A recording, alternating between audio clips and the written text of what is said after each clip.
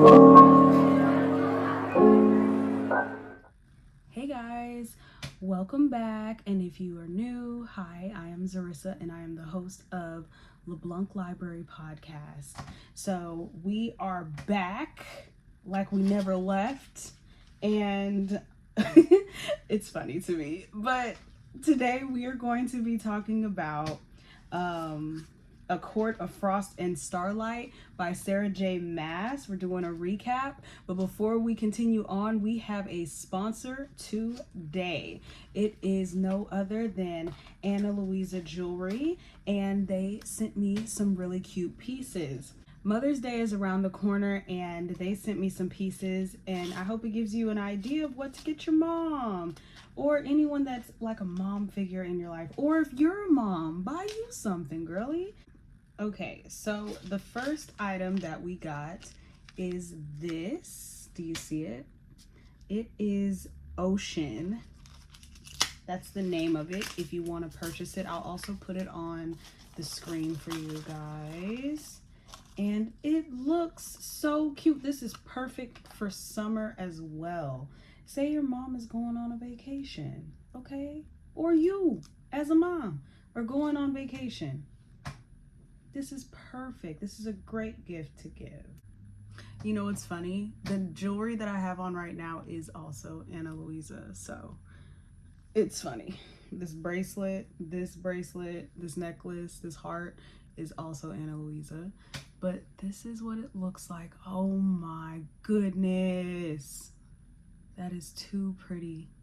And it's dainty, so it's easy to wear, you know, and easy to layer. I think that's pretty.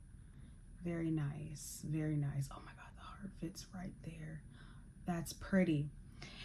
And the second thing that I wanted to show you guys, the name is Anna Marble Blue. Look at these. And I feel like it matches my dress that I have on a little bit, you know. I'm gonna put those on. Okay, we're back. I'm putting them in my ears now, you guys. I don't think this is the right way, but let me see, because the other direction you couldn't even see him. Oh, okay, cool. Cool. That's pretty. Okay. Pretty. Okay, so I just want to say thank you to Ana Luisa for sending this to me. You also get 25% off if you use my code down below if you would like to purchase some jewelry. And let's get into the video. So we left off in the previous book, and now we are in A Court of Frost and Starlight. So the synopsis was told from the perspectives of Feyre, Rhys, and other key characters. This story bridges the events in A Court of Wings and Ruin and the upcoming novels in the series. Feyre, Rhys, and their companions are still busy rebuilding the Night Court and the vastly changed world beyond. But winter solstice is finally near, and it is a hard-earned reprieve. Yet even the festive atmosphere can't keep the shadows of the past from looming. As Feyre now navigates her first winter solstice as High Lady, she finds that those dearest to her have more wounds than she anticipated, scars that will have a far-reaching impact on the future of their court. So, this book is exactly that.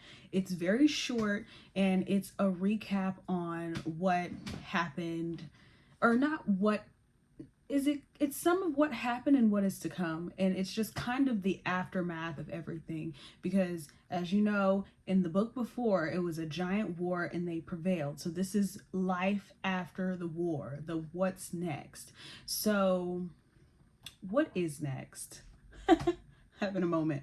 Let me remember. You know, it's funny, I just finished that book and I'm having a brain fart. So it just keeps bouncing back from like Feyre, Rhys, Morgan, and Cassian. I don't think it talks about Elaine's thoughts. And then at the end, you get a little bit of what Nesta is thinking. So summer solstice, they have two solstice festivities, and winter solstice is very important to the night court and of course the winter court, and they're trying to get ready for it. It's almost like, I would say, Christmas. They're getting gifts for people, and Feyre's birthday actually does land on the winter solstice, the longest day of the year. And so she's trying to figure out what to get people, but also navigate what's going on. So Feyre went to like the art district, and she saw a place. She went to just look and see how they're doing, and this woman came up to her and was like, we didn't, forget what you did for us, and we want to say thank you, and we're hoping that maybe you will, join us and do art. And she's very apprehensive about doing it, but she really wants to.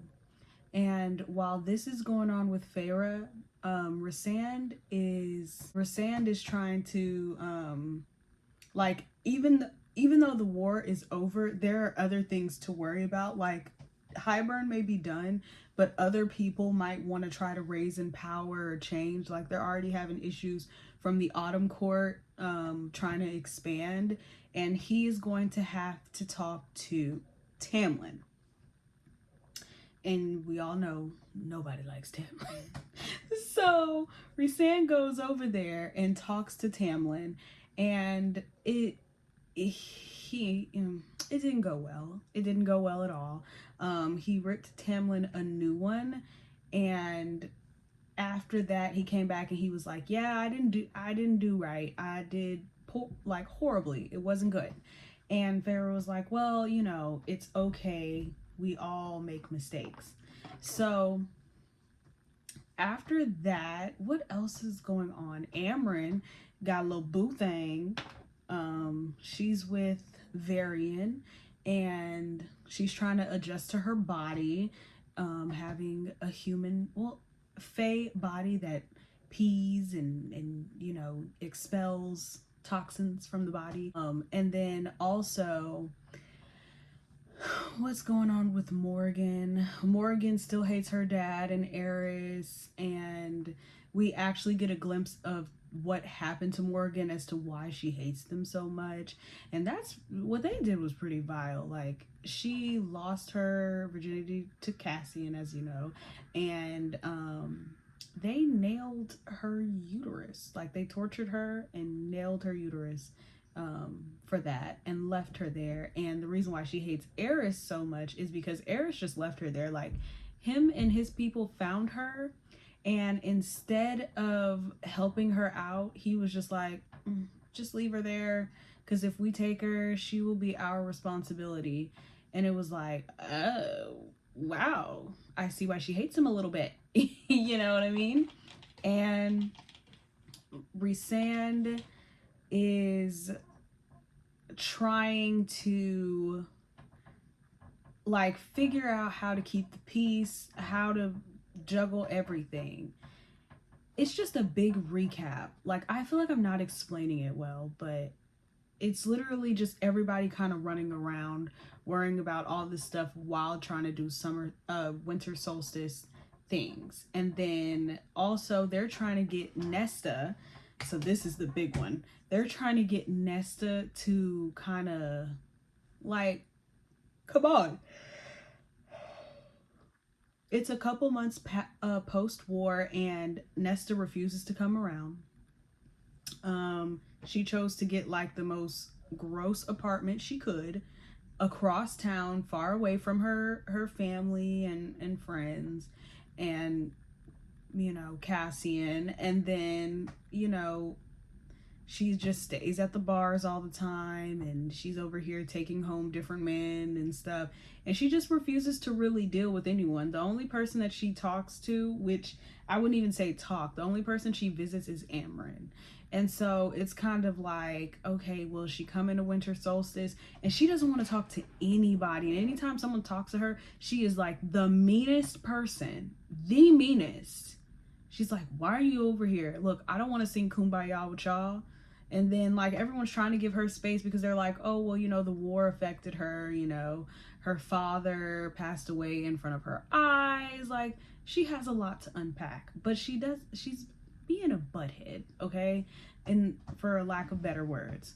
So as solstice comes closer, Feyre decided to start working at the art gallery, set up a class and everything, and everyone is getting gifts for everyone, and they're putting together sentimental things. Elaine is she's doing better. So where Elaine wasn't doing good and she was skinny, now it's Nesta. Nesta has lost a lot of weight. Elaine has gained weight and getting color in her face, and she seems happy, but she's still struggling with not being able to go back to her human life. Like, she still wants to be with Grayson, even though Grayson he's a butthead. He is.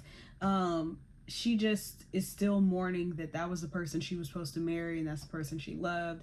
And now all of a sudden her mate is someone that she doesn't even know, who didn't really help her, is kind of the reason that she is no longer human. So it's just real confusing. And Lucian feels some type of way. Oh, he feels some type of way because now him and Tamlin aren't cool, because Rhysand had talked to Tamlin crazy, and now like he's mad at just everybody because he can't really be mad at Elaine. I guess he's really just mad at himself, but he like tells Feyre, what, I'm just supposed to, like, cause Feyre's like, give her time to heal, she thought she was supposed to be marrying one person, and then her whole life changes, and now you're her mate. And he's like, oh, so I should just wait until she settles for me. And I'm like, dang.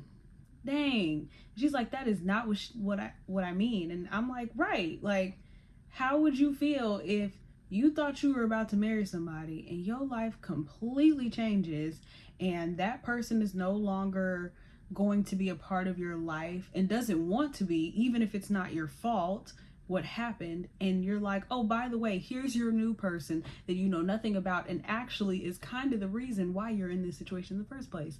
So it's a tough pill to swallow. Give her time. Y'all are immortal. Y'all got time. She hasn't rejected the bond, so I'm like, I think you should chill, because she could have been did that. I wonder if she knows she can do that though. She might, or maybe she doesn't. I think she does. She also is really cool with Nuala and Caradwyn, and Asriel. Like, those are her favorite people, and Feyre, of course. And actually, we get to see Elaine be upset, especially at Nesta, because she never would get upset with Nesta. She was always like Nesta's favorite, buttering her up, and for her to be upset with Nesta, that means Nesta said something. So Feyre finally went, like, winter solstice is coming. Feyre finally went and told Nesta, like, hey, are you coming over? And she was like, nope. And she was like, okay, well, Elaine wants to see you. Well, she could have visited me here. Now, Elaine is not coming to no bar, no dusty bar. She didn't say that, but that's what she wanted to say, was like, she's not coming to this type of stuff. And so she was like, I'm not going. And she was like, if father were alive. And as soon as she said that, this girl was so mad. Like, anytime you touch a wound, she hollers. And, she just said, okay, fine. I will leave that subject alone. But then Nesta boldly was like, my rent's due for my apartment. Because I forgot to let y'all know, she don't pay her own rent, okay? Feyre and Rhysand make sure that apartment's paid for, and she was like, my rent's due. And she was like, so you talk to me crazy and I pay your rent? And she was like, tell you what, you want your rent, you will come to our celebration. And she was like, are you serious? You're bribing me? And she was like, call it what you want. Are you gonna show up or not? And she walked off on her. So what else happened? I was on a roll too.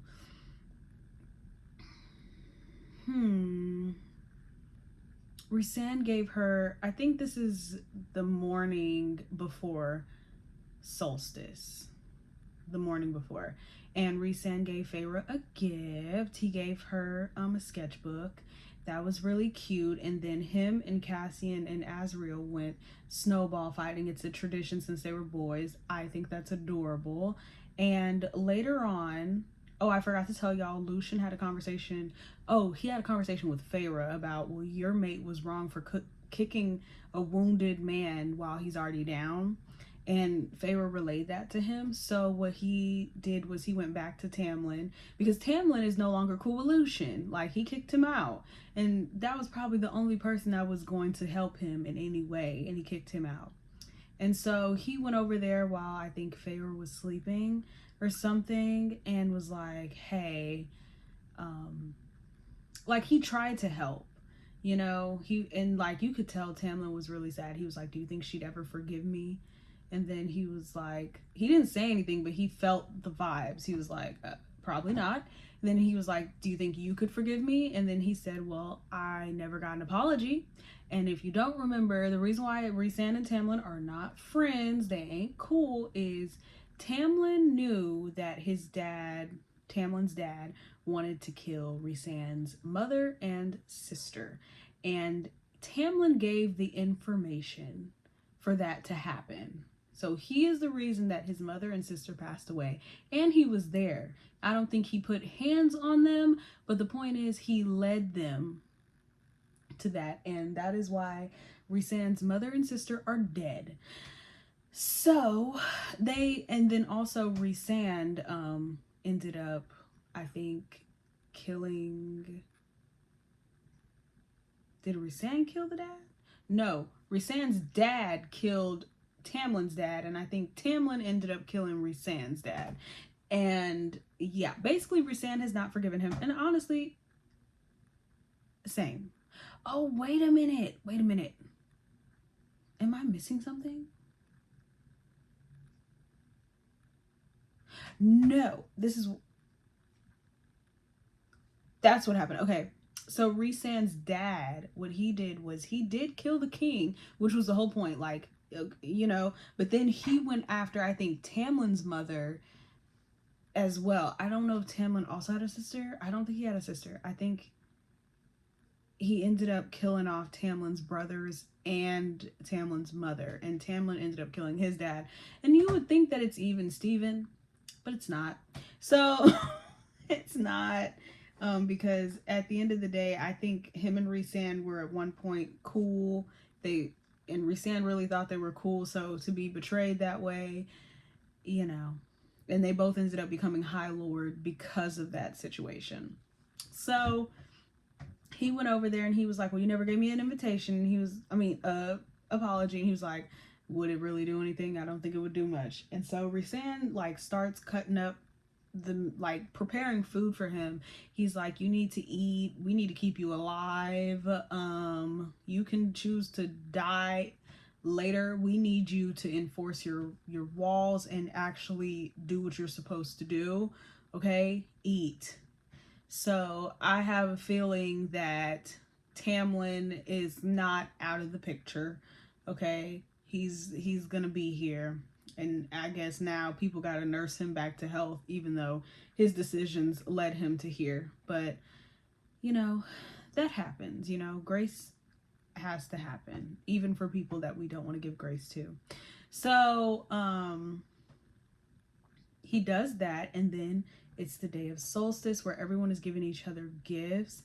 And it is the sweetest thing. Elaine made this big feast with Nuala and Caradwyn, and everything was so nice. And then, what is her name? I forgot. And then Nesta came in.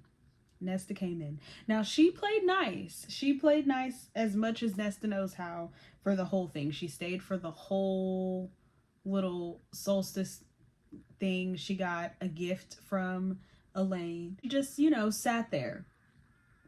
When Nesta was leaving, Feyre gave her the money as promised.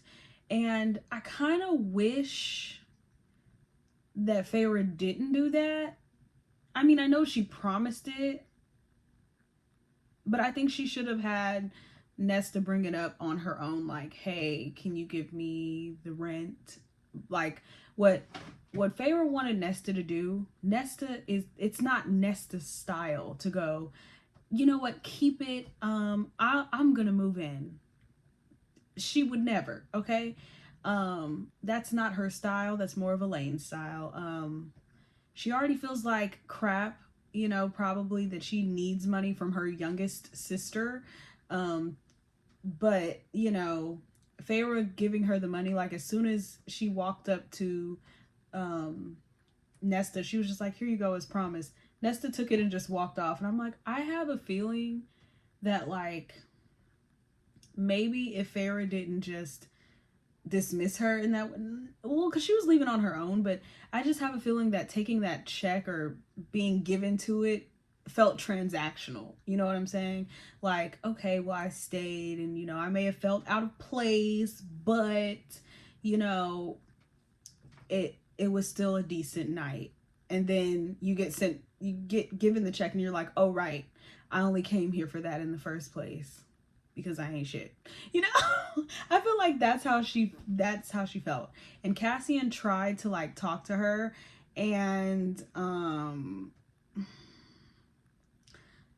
Nesta was mean, but she was still quiet for Nesta. Nesta says some hurtful, mean, crappy things, and she held back. She didn't say it, but she looked at him, and it brought him back to how everyone looks at him, and he was mad at her for not taking his gift and just dismissing him like that. And she went into her apartment and literally slid down and just held her knees, and she was like, couldn't even feel pitiful for taking the check, because also Feyre gave her 3 months rent, basically, like not just the next month's, but technically up to 3 months if she needs it. So, and also they pay for her like alcohol at the little tavern as well. And she said she basically felt nothing. And by the end, Feyre is saying that she is ready to have a child, because one of the girls that she ran into while she was buying gifts for everybody or looking for gifts said that like her husband fought in the war, and she was like, I thought we had so much time, that's why we held off on having kids, and now I have nothing of him. And so they are going to be trying to have a child. They bought an estate because the townhome is too small, and it's just setting us up for the next book. Like, it's all left a little open-ended on purpose. Like, yes, it ended like on summer solstice and the book ended, but they left everything open-ended. Like, it left you like, okay, well, what's going on with Nesta? So that's the end of the book? Y'all just gonna leave her like that? Okay, so where's the baby? Like, I want to see the child, so now y'all aren't gonna live in the townhome? Where's Morgan going? Where's Azriel going? When is Elaine gonna like Lucian? Is Elaine gonna like Lucian? Because also Elaine and Azriel have something going on between them. I don't know what it is, but he still has feelings for Morgan, but in a weird way, I don't know how to explain it. Like, yes, his face may light up to see Morgan, and he may still have that burning passion for her, but like, it's like he forgets it and is like directly focused on Elaine, and he can talk to Elaine, and he laughs more and has more warmth to him because of Elaine. So I don't know if they like each other or if they are just really, really good friends, but I think, my theory is that they're gonna help each other get past both of their traumas, because Azriel has a lot of traumas. His mother is a trauma. How they treated him growing up was a trauma. The trauma of Morgan, he has some stuff to unpack. Elaine lost her father. Elaine, lost her humanity, and also lost, someone that she considered the love of her life, and she's been thrown into this world. So maybe they are just like holding on to each other. Well, I think they'll still always be friends, but I think they've formed a bond over, grief and what's going on, and they seem to understand each other. And it's such an unlikely, you know, an unlikely bond, because Elaine, well, she was sad, but when she wasn't sad, Elaine was very light, buttery, just, happy, girly. She loves the garden, she loves to cook. She is the sweetest little peach pie. And she's basically back to that. And he is just so quiet, dark, you know. So I'm like, whoa, that's a cute little connection that they have, because they are so opposite. So that is the end of the whole recap of A Court of Frost and Starlight. And the next book that we are going to talk about is A Court. Hold on.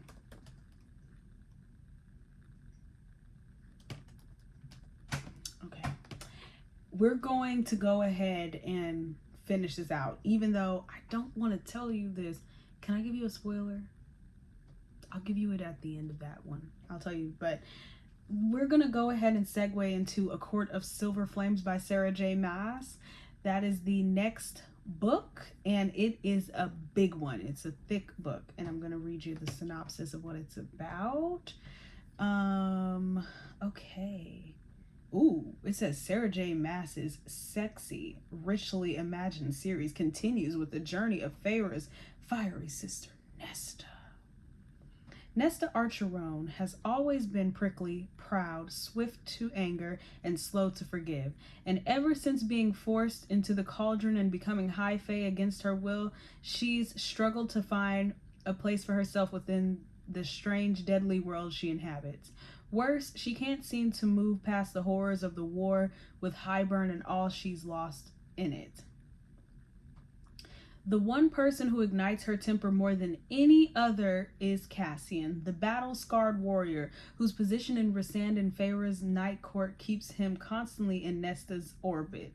But her temper isn't the only thing Cassian ignites. The fire between them is undeniable and only burns hotter as they are forced into close quarters with each other. Meanwhile, the treacherous human queens who turned to the continent during the last war have forged a dangerous new alliance, threatening the fragile peace that has settled over the realms. And the key to halting them might very well rely on Cassian and Nesta facing their haunting past.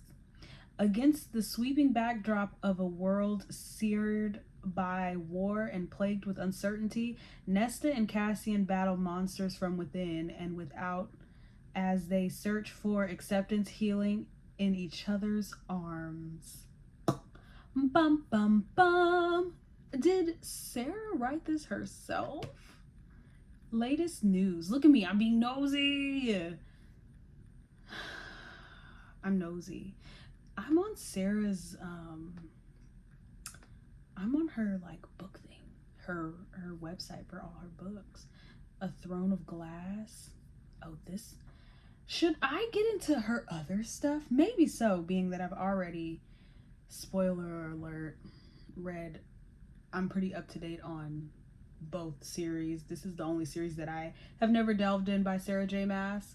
But anyways, that's what the next book is going to be about. And again, we will be back to read about that book. And also, again, thank you to Ana Luisa Jewelry for sponsoring this video with these beautiful pieces. Do not forget to click the link down below to make your purchase and get 25% off. And I will see you guys in the next podcast video. Have a good week and month. Bye. I forgot to say, please like, comment, share, and subscribe. Okay, bye.